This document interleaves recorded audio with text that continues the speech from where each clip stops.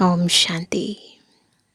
ऊंचे ते ऊंचे हमारे बाप दादा हम सबको अपने समान ऊंचा बनाने के लिए नीचे इस सृष्टि पर आते हैं और हम सबको निराकारी, निर्विकारी, निरहंकारी बनने का पाठ पढ़ाते हैं। मनसा में निराकारी, वाचा में निर्विकारी, कर्मणा में निरहंकारी। जब इस स्थिति को आत्मा प्राप्त कर लेती है तो सच में बाप समान बन जाती है। आज की मुरली भी हमें ये पाठ पक्का करा रही है। आत्मा को संपूर्ण पवित्र बनने की, निरहंकारी बनने की, निमित्त निर्मांचित बनने की विधि सिखा रही है। तो भी सुनते हैं बाबा के मधुर महावाक्य। आज है 16 तारीख 16 अप्रैल 2024। बाबा के मधुर महावाक्य है। मीठे बच्चे, तुम्हें सतु प्रधान बनना है तो बाप को प्यार से याद करो। कैसे याद करेंगे? प्यार से याद करेंगे। बस याद में नहीं बैठना। जब तक लव नहीं है ना, ज़्यादा समय तक योग लगा नहीं पाएंगे। तो प्यार से याद करो, पारसनाथ शिव बाबा तुम्हें पारसपुरी का मालिक बनाने आए हैं, है ना। तो याद कितना करना चाहिए? प्रश्न है, तुम बच्चे किस एक बात की धारणा से ही महिमा योग्य बन जाएंगे? महिमा योग्य बनना है, सबको पसंद होता है, परंतु धारणा क्या चाहिए उसके लिए? उत्तर है, बहुत बहुत निर्माण चित्त बनो। बिल्कुल निर्माण चित्त। किसी भी बात का अहंकार नहीं होना चाहिए। बहुत मीठा बनना है। अहंकार आया, किसी भी चीज़ का अहंकार आया ना, तो दुश्मन बन जाते हैं। ऊंच अथवा नीच पवित्रता की बात पर बनते हैं। आत्मा ऊंच या नीच, उसका आधार है प्योरिटी। जब पवित्र है तो मान है, अपवित्र है तो सबको माथा टेकते हैं। तो फिर ऊंचा बनना है तो प्योरिटी का लेवल बढ़ाना है और निरहंकारी बनना है। ओम शांति। रूहानी बाप बैठ बच्चों को समझाते हैं। बाप भी समझते हैं कि हम इन बच्चों को समझाते हैं। यह भी बच्चों को समझाया गया है कि भक्ति मार्ग में भिन्न भिन्न नाम से अनेक चित्र बना देते हैं। जैसे कि नेपाल में पारसनाथ को मानते हैं, उनका बहुत बड़ा मंदिर है, परंतु है कुछ भी नहीं। 4 दरवाजे हैं, 4 मूर्तियां हैं। चौथे में श्री कृष्ण को रखा है। अब शायद कुछ बदली कर दिया हो। अब पारसनाथ तो जरूर शिव बाबा को ही कहेंगे। मनुष्यों को पारस बुद्धि भी वही बनाते हैं। तो पहले पहले उनको यह समझाना है, ऊंच ते ऊंच है भगवान, पीछे है सारी दुनिया। उनको बताना है कि पारसपुरी का मालिक बनाने वाला शिव बाबा है। सूक्ष्म वतन की सृष्टि तो है नहीं, सूक्ष्म वतन में कोई सृष्टि नहीं है। पीछे होते हैं लक्ष्मी नारायण व विष्णु। वास्तव में विष्णु का मंदिर भी रॉन्ग है ना। वो बाबा कहते क्योंकि विष्णु तो प्रैक्टिकली तो होते नहीं ना, एक्चुअली में तो लक्ष्मी और नारायण का कंबाइंड स्वरूप है, तो उनका मंदिर भी रॉन्ग है।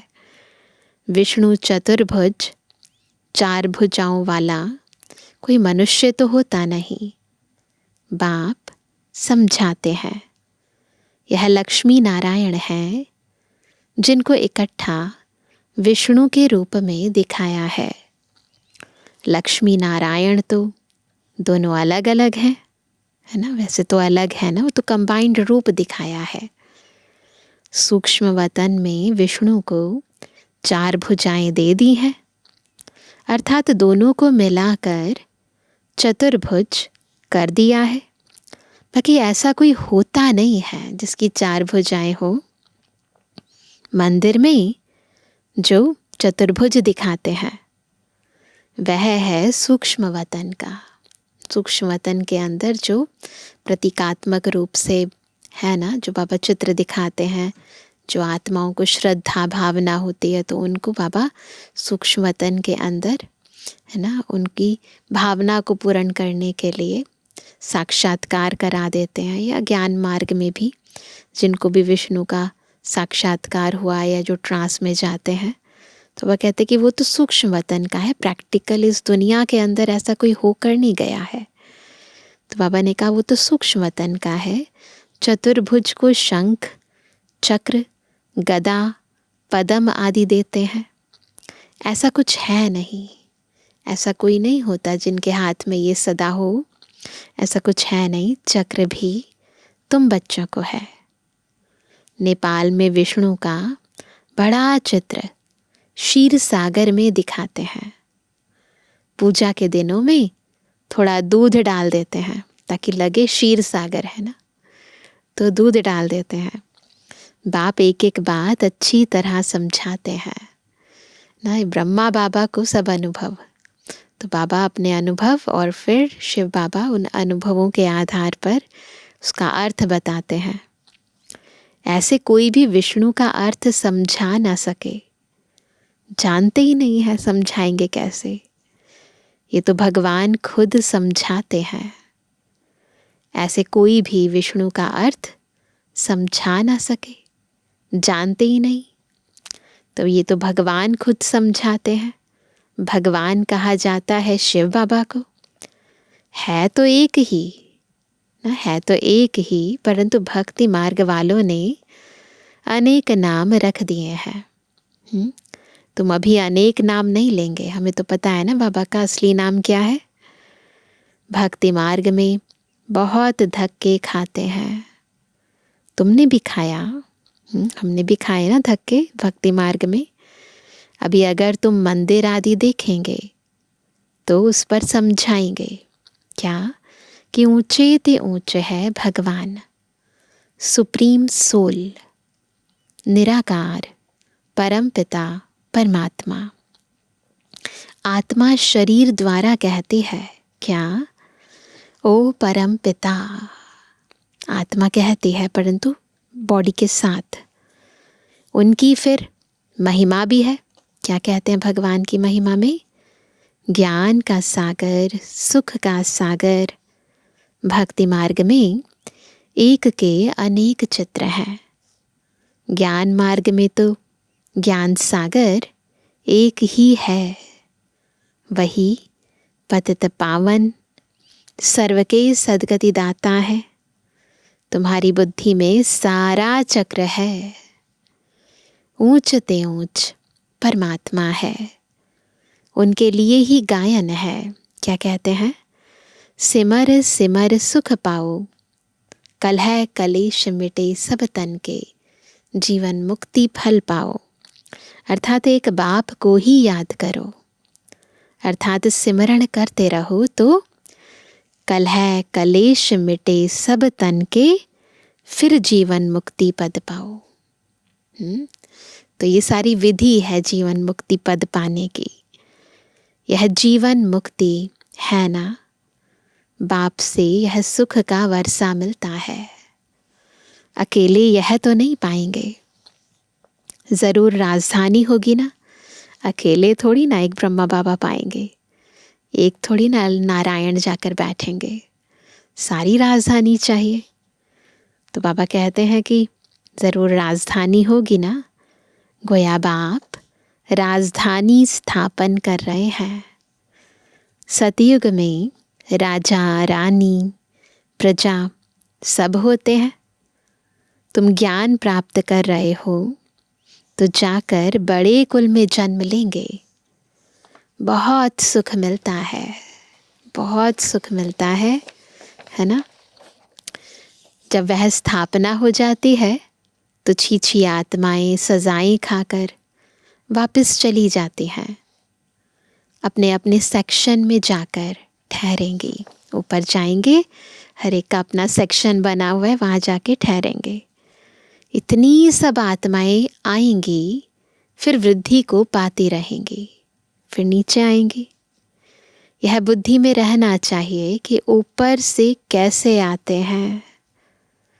ऐसे तो नहीं 2 पत्ते के बदले 10 पत्ते इकट्ठे आना चाहिए। नहीं, कायदे सिर पत्ते निकलते हैं। प्लांट से भी कायदे सिर पत्ते निकलते हैं। ऐसे नहीं कभी भी कुछ भी नहीं, ऊपर से भी आत्माएं कायदे सिर आती हैं, नंबरवार आती हैं। तो बाबा कहते कायदे सिर आते हैं, दिखाते हैं, क्योंकि ये बहुत बड़ा झाड़ है ना, तो ये बहुत बड़ा झाड़ है, दिखाते हैं। एक दिन में लाखों की वृद्धि हो जाती है। पॉपुलेशन बहुत स्पीड से बढ़ती है ना। पहले समझाना है, ऊंचते ऊंच है भगवान, पतित पावन, दुख हरता सुख करता भी वही है। जो भी पाठधारी दुखी होते हैं उन सब को आकर सुख देते हैं। दुख देने वाला है रावण। मनुष्यों को यह मालूम ही नहीं कि बाप आए हैं जो आकर समझें। पता ही नहीं है तो कैसे समझेंगे ना। बहुत तो समझते समझते फिर थिरक जाते हैं, फिसल जाते हैं ना, पारा जैसे थिरक जाता है, बाहर निकल जाते हैं। जैसे आप बहुत अच्छा एग्जाम्पल दे रहे हैं। जैसे स्नान करते करते पाँव फिसल जाता है तो पानी अंदर घुस जाता है। बाबा तो अनुभवी है ना, हर बात का अनुभवी है बाबा। यह तो विषय सागर है ना, तो फिसल जाते हैं। अच्छे भले ज्ञान में चलते हैं, विषय सागर ऐसा फिसला देता है कि बस फिर चले जाते हैं। बाबा तुमको क्षीर सागर तरफ ले जाते हैं, परंतु माया रूपी ग्रहा अच्छे अच्छे महारथियों को भी हप कर लेती है। क्यों हप कर लेती है?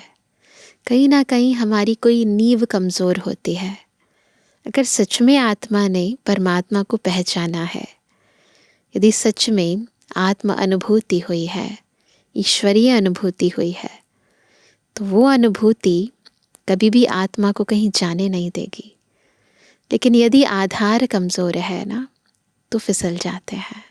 किसी व्यक्ति को देखकर आते हैं, किसी और चीज़ के आकर्षण में आते हैं, तो फिर फिसल जाने के बहुत खतरा होता है। तो इसीलिए बाबा हमेशा कहते हैं कि अनुभव की अथॉरिटी बनो। जब तक अंदर आत्मा को अनुभूति नहीं हो जाती ना, ईश्वरीय अनुभूति, तब तक पक्की नहीं बनती। तो बाबा कहते हैं कि अच्छे अच्छे महारथियों को भी हप कर लेती है। जीते जी बाप की गोद से मरकर रावण की गोद में चले जाते हैं, अर्थात मर पड़ते हैं। तुम बच्चों की बुद्धि में है, ऊंचते ऊंच बाप फिर रचना रचते हैं। हिस्ट्री ज्योग्राफी सूक्ष्म वतन की तो है नहीं, वहाँ पर तो कोई सृष्टि ऐसी नहीं है। भल तुम सूक्ष्म वतन में जाते हो। बहुत सारे बच्चे उस समय ट्रांस में जाते थे, साक्षात्कार करते हो, वहाँ चतुर्भुज देखते हो, चित्रों में है ना, तो वह बुद्धि में बैठा हुआ है, तो ज़रूर साक्षात्कार होगा। जो चीज़ बुद्धि में बैठी है ना, तो साक्षात्कार ज़रूर होगा। परंतु ऐसी कोई चीज़ है नहीं, प्रैक्टिकली ऐसी चीज़ कुछ नहीं है। ये भक्ति मार्ग के चित्र हैं। अभी तक भक्ति मार्ग चल रहा है। भक्ति मार्ग पूरा होगा तो फिर यह चित्र रहेंगे नहीं। अभी तक चल रहा है ना दुनिया के अंदर, तो कितने भक्त भक्ति करते हैं, है ना। स्वर्ग में ये सब बातें भूल जाएंगी, बिल्कुल आत्मा में कोई भी ज़रा सा भी अंश भी नहीं रहेगा। अब बुद्धि में है कि यह लक्ष्मी नारायण दो रूप हैं चतुर्भुज के। लक्ष्मी नारायण की पूजा सो चतुर्भुज की पूजा, एक ही बात है, दोनों का ही कंबाइंड रूप है।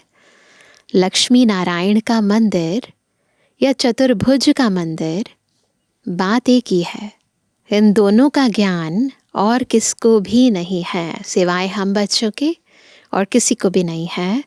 तुम जानते हो इन लक्ष्मी नारायण का राज्य है। विष्णु का राज्य तो नहीं कहेंगे ना, विष्णु का कोई राज्य नहीं होता, वो तो जस्ट एक प्रतीकात्मक कंबाइंड स्वरूप है। राज्य तो श्री लक्ष्मी और नारायण ही करते हैं ना, यह पालना भी करते हैं, है ना। तो विश्व महाराजा विश्व महारानी प्रजा के रक्षक होते हैं, उनकी पालना भी करते हैं। सारे विश्व के मालिक हैं तो विश्व की पालना करते हैं। उस समय तो जैसे राजा रानी ना, प्रजा उनके बच्चों के समान थे, तो उनकी पालना भी करते। शिव भगवान वाच, मैं तुमको राजयोग सिखलाता हूँ। अपने को आत्मा समझ, बाप को याद करो, पहले सोल कॉन्शियस, फिर बाबा को याद करो, तो इस योग अग्नि से विकर्म विनाश होंगे। डिटेल में समझाना पड़े, बोलो यह भी है गीता। सिर्फ गीता में श्री कृष्ण का नाम डाल दिया है, यह तो रॉन्ग है, सबकी ग्लानि करती है। इसलिए भारत तमो प्रधान बन पड़ा है। अब है कलयुगी दुनिया का अंत। इनको कहा जाता है तमो प्रधान आयरन एज। जो सत्य प्रधान थे उन्होंने ही 84 जन्म लिए हैं। जन्म मरण में तो जरूर आना है। जब पूरे 84 जन्म लेते हैं तब फिर बाप को आना पड़ता है पहले नंबर में। एक की बात नहीं है, एक की बात नहीं है। सब आत्माओं को फिर दोबारा साइकिल में आना पड़ता है। 1 2 3 अलग अलग जन्म लेने पड़ते हैं। एक की बात नहीं है। इनकी तो सारी राजधानी थी ना, फिर ज़रूर होनी है। पहले भी राजधानी थी, ड्रामा रिपीट हो रहा है तो फिर ज़रूर होनी चाहिए। बाप सबके लिए कहते हैं, केवल एक ब्रह्मा बाबा के लिए नहीं, सबके लिए कहते हैं अपने को आत्मा समझो, बाप को याद करो, तो योग अग्नि से पाप कट जाएंगे। काम चिता पर बैठ सब सांवरे हो गए हैं। आत्मा काम चिता पर बैठकर काली हो गई, सांवरी हो गई। अब सांवरे से गोरा कैसे बने? सो तो बाप ही सिखलाते हैं, है ना। ज्ञान चिता पर कैसे बैठना है, योग अग्नि से कैसे पावन बनना है, ये विधि बाबा सिखाते हैं। श्री कृष्ण की आत्मा जरूर भिन्न भिन्न नाम रूप लेकर आती होगी चक्र के अंदर। जो लक्ष्मी नारायण थे उनको ही 84 जन्मों के बाद फिर वह बनना है। As it is drama repeat होना है। तो उनके बहुत जन्मों के अंत में बाप आकर प्रवेश करते हैं। फिर वह सतु प्रधान विश्व के मालिक बनते हैं। तुम्हारे में पारसनाथ को पूजते हैं, शिव को भी पूजते हैं। जरूर उन्हों को शिव ने ही ऐसा पारसनाथ बनाया होगा जो दिखाते हैं पारसनाथ का मंदिर, है ना। विष्णु चतुर्भुज क्षीर सागर में, है ना, सोए हुए हैं। तो ये जो चित्र दिखाते हैं, परंतु विष्णु को यानी लक्ष्मी नारायण को ऐसा किसने बनाया? शिव बाबा ने बनाया। तो इसीलिए बाबा कहते हैं तो ज़रूर उनको शिव बाबा ने ही पारसनाथ बनाया होगा। टीचर तो चाहिए ना, वह है ज्ञान सागर। अब सत्व प्रधान पारसनाथ बनना है तो क्या करना है? तो बाप को बहुत प्यार से याद करो। वही सबके दुख हरने वाला है। बाप तो सुख देने वाला है। यह है कांटों का जंगल। ये दुनिया कांटों का जंगल है।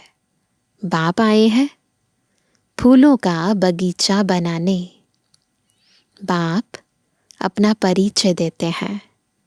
मैं इस साधारण बूढ़े तन में प्रवेश करता हूँ, जो अपने जन्मों को नहीं जानते हैं। भगवानुवाच, मैं तुमको राजयोग सिखलाता हूँ। यह ईश्वरीय यूनिवर्सिटी ठहरी। सिखला रहे हैं, पढ़ा रहे हैं। कहाँ? यूनिवर्सिटी में। पढ़ाई तो यूनिवर्सिटी में होगी ना, तो ये है ईश्वरीय यूनिवर्सिटी। एम ऑब्जेक्ट है राजा रानी बनने की, तो ज़रूर प्रजा भी बनेगी, है ना। मनुष्य योग बहुत करते हैं, अब तो बहुत ज़्यादा करते हैं। निवृत्ति मार्ग वाले तो अनेक हठ योग करते हैं, है ना। योग भी तो वैरायटी है ना, हठ योग अलग है, फिर ये राजयोग अलग है, अनेक प्रकार के योग हैं। वह राजयोग सिखला न सके। बाप का है ही एक प्रकार का योग, राजयोग। सिर्फ कहते हैं क्या करना है, सिंपल। अपने को आत्मा समझकर मुझ बाप को याद करो। 84 जन्म पूरे हुए, अब वापस घर जाना है। अब पावन बनना है। एक बाप को याद करो, बाकी सबको छोड़ो। भक्ति मार्ग में तुम गाते थे कि आप आएंगे तो हम एक संग जोड़ेंगे। तो ज़रूर उनसे वर्षा मिला था ना। आधा कल्प है स्वर्ग, फिर है नर्क। रावण राज्य शुरू होता है, ऐसे ऐसे समझाना है। सारा सृष्टि चक्र और उसमें होने वाले सब परिवर्तन यथार्थ समझाने हैं। अपने को देह न समझो। आत्मा अविनाशी है। आत्मा में ही सारा पाठ नोंधा हुआ है। सारा पाठ आत्मा में ही फिक्स है, जो तुम बजाते हो। अब शिव बाबा को याद करो तो बेड़ा पार हो जाएगा। सन्यासी पवित्र बनते हैं तो उनका कितना मान होता है। सब माथा झुकाते हैं। पवित्रता की बात पर ही ऊंच नीच बनते हैं। देवताएं हैं बिल्कुल ऊंच। सन्यासी फिर एक जन्म पवित्र बनते हैं, फिर दूसरा जन्म तो विकार से ही लेते हैं, है ना। सन्यासी भले उस जन्म के अंदर प्योरिटी की धारणा को अपनाते हैं, परंतु फिर जन्म जो नेक्स्ट मिलेगा वो तो विकार से ही होगा ना। देवताएं होते ही हैं सतयुग में। उनका तन और मन, आत्मा और शरीर दोनों पावन होते हैं। अब तुम पढ़ते हो, फिर पढ़ाते भी हो। कोई पढ़ते हैं लेकिन दूसरों को समझा नहीं सकते हैं। क्यों नहीं समझा सकते? क्योंकि धारणा नहीं होती है। बाबा कहेंगे तुम्हारी तकदीर में नहीं है तो बाप क्या करे? तदबीर करनी पड़ती है ना, तकदीर बनानी है तो। बाप यदि सबको आशीर्वाद बैठ करे तो सब स्कॉलरशिप ले लेवे। फिर नंबर 2 तो कोई आए ही नहीं, सब फन आ जाए। वह तो भक्ति मार्ग में आशीर्वाद करते हैं। गुरु लोग करते हैं ना आशीर्वाद, सन्यासी भी ऐसे करते हैं। उनको जाकर कहेंगे, क्या कहते हैं, मुझे बच्चा हो, आशीर्वाद करो। अच्छा, तुमको बच्चा होगा, आशीर्वाद कर दिया गुरुजी ने कि तुमको बच्चा होगा। अब बच्ची हुई तो कहेंगे भावी है। बच्चा हुआ तो गुरुजी की कृपा, और बच्ची हुई तो भावी। बच्चा हुआ तो वाह वाह कर चरणों पर गिरते रहेंगे। अच्छा, अगर फिर मरा तो रोने पीटने, गुरु को गाली देने लग पड़ेंगे। गुरु कहेगा यह भावी थी, कहेंगे पहले क्यों नहीं बताया। कोई मरे हुए से जिंदा हो जाता है तो यह भी भावी ही कहेंगे, ड्रामा की भावी है। सब कुछ इस सृष्टि रंगमंच पर ड्रामा प्लान अनुसार होता है। इसीलिए कोई भी चीज़ कृपा से, आशीर्वाद से नहीं होती है। तो इसीलिए ड्रामा की भावी, इसी में ही सबका कल्याण है। वह भी ड्रामा में नोंद है। आत्मा कहाँ छिप जाती है, मरे हुए से जो जिंदा हो जाते हैं ना, उसका राज बाबा बताते हैं कि आत्मा जो है वो निकलती नहीं है बॉडी से, कहीं छिप जाती है। डॉक्टर लोग भी समझते हैं यह मरा पड़ा है, फिर जिंदा हो जाता है, फिर आत्मा दोबारा अपनी स्थान पर आ जाती है। चिता पर चढ़े हुए भी उठ पड़ते हैं, वो भी यही कारण होता है। कोई एक ने किसको माना तो उनके पीछे ढेर पड़ जाते हैं, है ना। एक को मान लेते हैं कि हाँ इनकी कृपा से ये हुआ, तो बस सारे उनके पीछे, बहुत सारे गुरु के पीछे चेले हो जाते हैं। तुम बच्चों को तो बहुत निर्माण चित्त होकर चलना है। अहंकार जरा भी ना रहे, थोड़ा सा भी नहीं। आजकल किसको जरा भी अहंकार दिखाया तो दुश्मनी बढ़ी। तो दुश्मनी का कारण ईगो, अहंकार। बहुत मीठा होकर चलना है।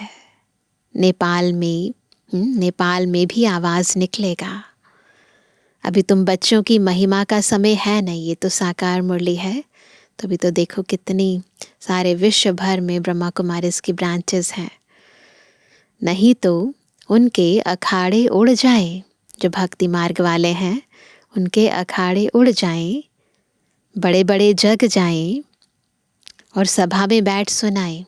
जिन लोगों को सारी दुनिया मानती है वो जग जाएं और उस सभा में बैठकर सुनाएं, तो उनके पिछाड़ी ढेर आ जाए, उनके पीछे पीछे फिर बहुत सारे बाबा के बच्चे बन जाए। कोई भी MP बैठ तुम्हारी महिमा करे कि भारत का राजयोग इन ब्रह्मा कुमार कुमारियों के सिवाय कोई सिखला नहीं सकते, ऐसा अभी तक कोई निकला नहीं है। वैसे तो बहुत महिमा करते हैं ब्रह्मा कुमारियों की, परंतु फिर भी ऐसे कोई डायरेक्टली बोले कि इनके सिवाय कोई राजयोग नहीं सिखा सकता, तो अभी तक तो ऐसा निकले नहीं है। बच्चों को बहुत होशियार, चमत्कारी बनना है। फलाने फलाने भाषण कैसे करते हैं सीखना चाहिए। ये भी आर्ट है ना, art of public speaking, communication की आर्ट होती है। सर्विस करने की युक्ति बाप सिखलाते हैं। बाबा ने जो मुरली चलाई, बाबा ने मुरली जो चलाई एक्यूरेट, कल्प कल्प ऐसे चलाई होगी। ड्रामा में नोंद है। प्रश्न नहीं उठ सकता कि ऐसे क्यों, ऐसे क्वेश्चन नहीं कर सकते कि बाबा ने ऐसे क्यों कहा। वही मुरली जो कल्प पहले चली थी वही चली है, कुछ नया नहीं है, तो ऐसे क्यों क्वेश्चन नहीं है। ड्रामा अनुसार जो समझाना था वह समझाया, समझाता रहता हूँ। बाकी लोग तो अथाह प्रश्न करेंगे। क्वेश्चन थोड़ी ना खत्म होते हैं, आत्माओं की जिज्ञासा और ना कोई भी चीज़ लीक से हटकर होती है तो उसके बारे में तो बहुत सारे क्वेश्चन उठ जाते हैं।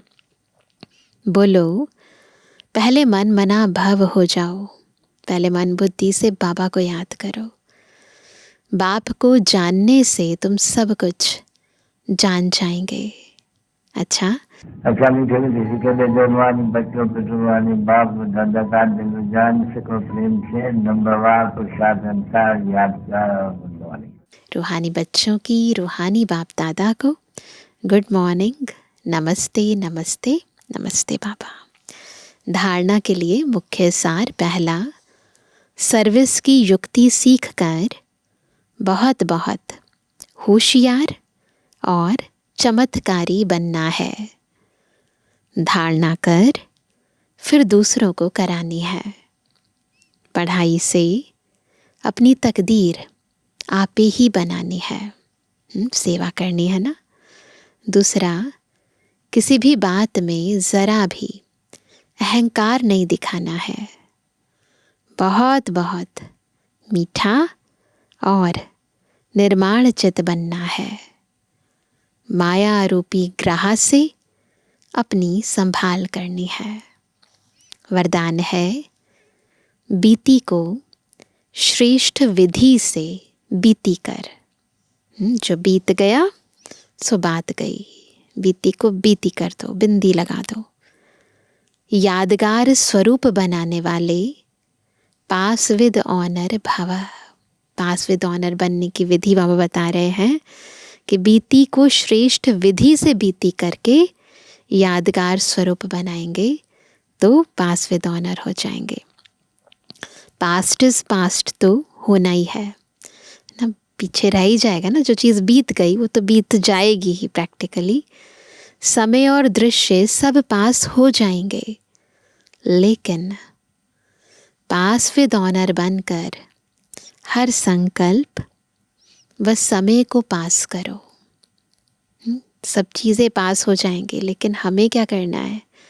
हर संकल्प को, हर समय को पास विद ऑनर बनकर पास करना है। अर्थात बीती को ऐसी श्रेष्ठ विधि से बीती करो। सब कुछ बीतेगा ही ना, ये जो टाइम जा रहा है बीतता ही जा रहा है ना। टाइम भी जा रहे हैं, थॉट्स भी जा रहे हैं, एनर्जी भी जा रही है, परंतु इस तरीके से इसे बिताओ जो बीती को स्मृति में लाते ही वाह वाह के बोल दिल से निकले। खुद ही मैंने कैसे कर्म किए उसके बारे में सोच सोच कर वाह वाह निकले। अन्य आत्माएं आपकी बीती हुई स्टोरी से पाठ पढ़ें। आपकी बीती यादगार स्वरूप बन जाए तो कीर्तन अर्थात कीर्ति गाते रहेंगे। देखो बाबा, हमें जीवन जीने की, अपने समय को, संकल्प को, श्वास को सफल करने की, हमें भविष्य प्रारब्ध बनाने की कितनी सहज विधि बताते हैं, जो जन्म जन्मांतर हमारी कीर्ति गायन होती रहे ना। स्लोगन है, स्व कल्याण का श्रेष्ठ प्लान बनाओ ना। स्व कल्याण का, बाकी दुनिया में सेवा के बहुत प्लान बनाते हैं, पर खुद के कल्याण का श्रेष्ठ प्लान बनाओ, तब विश्व सेवा में सकाश मिलेगी। खुद पावरफुल हो जाएंगे ना, तो ऑटोमेटिकली हम जो भी संकल्प करेंगे ना, किसी भी आत्मा को शुभ भावना देंगे, शुभकामना देंगे, शांति शक्ति के प्रकंपन फैलाएंगे ना, तो ऑटोमेटिकली उसको वो चीज़ मिलेगी। विश्व का कल्याण होगा, मनसा से भी, वाचा से भी, कर्मणा से भी। तो पहले खुद का कल्याण करेंगे। तो आज विशेष क्या करेंगे? बहुत अटेंशन से हर समय को, हर संकल्प को, हर शब्द को बिताएंगे, ताकि जो कुछ भी समय बीत रहा है, जो कुछ भी हम शब्द बोल रहे हैं, जो कुछ भी हम कर्म कर रहे हैं ना, थोड़े समय के बाद जब उसके बारे में सोचें तो पश्चाताप नहीं होना चाहिए। खुद ही अपने अंदर वाह वाह होनी चाहिए, डर नहीं होना चाहिए, है ना। ओहो, हमने इतना टाइम वेस्ट कर दिया। घबराहट नहीं होनी चाहिए, हमने क्या गवा दिया, क्या पाया है, है ना, वो अंदर गदगद होनी चाहिए आत्मा। तो बहुत ही ध्यान से अपने एक एक संकल्प को, श्वास को, समय को, है ना, एक एक बोल को सफल करेंगे और सारा दिन और आगे आने वाले दिनों में भी खुशी से अपने जीवन के अंदर अविनाशी कमाई करते रहेंगे। अच्छा, ओम शांति।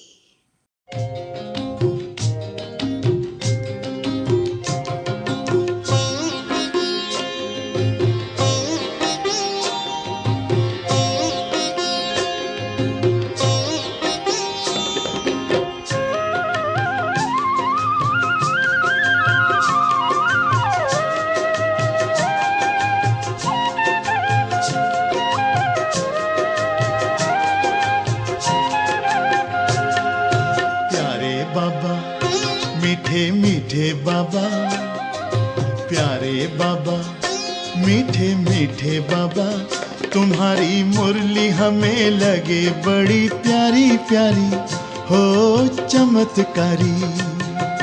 प्यारे बाबा, मीठे मीठे बाबा, प्यारे बाबा, मीठे मीठे बाबा, तुम्हारी मुरली हमें लगे बड़ी प्यारी प्यारी, ओ चमत्कारी।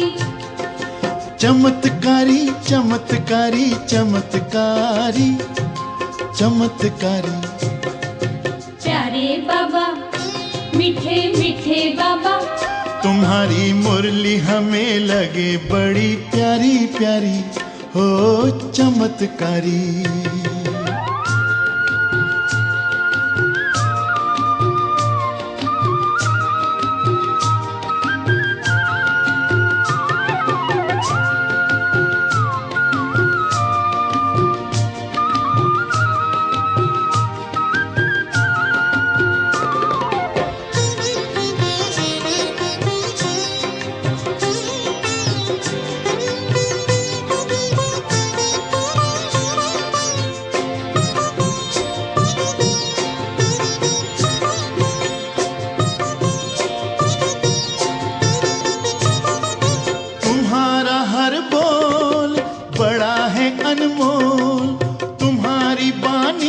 आसमानी, तुम्हारा हर बोल बड़ा है अनमोल, तुम्हारी वाणी है आसमानी।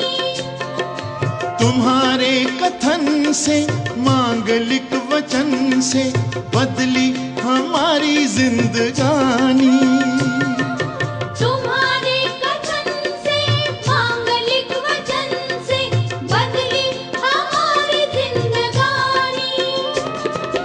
तुम्हारा हर चिंतन, तुम्हारा हर चिंतन, ज्ञान का विवेचन बड़ा है मंजुल मनोहारी, हो मनोहारी। प्यारे बाबा, मीठे मीठे बाबा, तुम्हारी मुरली हमें लगे बड़ी प्यारी प्यारी, हो चमत्कारी।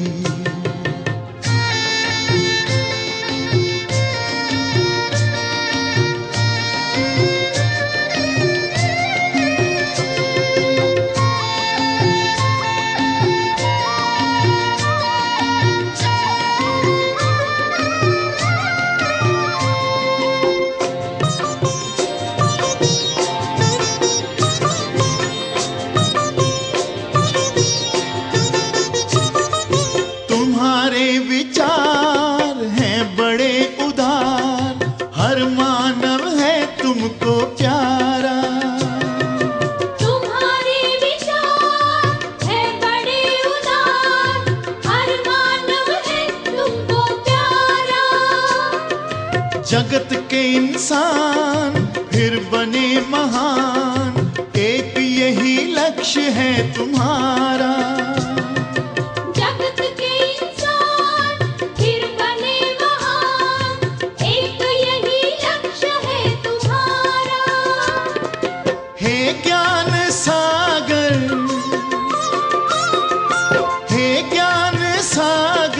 तुम पे जग निछावर, हम भी हैं तुम पर बलिहारी, हो